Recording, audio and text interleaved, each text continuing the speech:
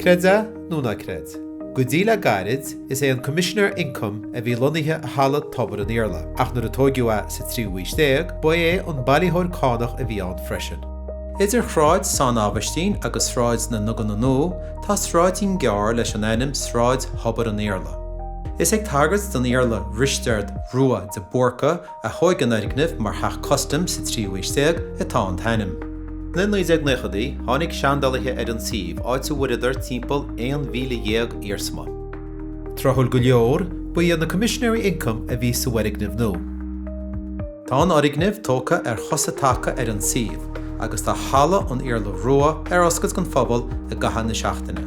Suas lán an na drí is féidir cuid don írsmalan a eiceil trí linne. Is an atá teatar an druid lonithe. Agus ag bar na sráide tugadú chráid na céimhe agus teach na céimhe.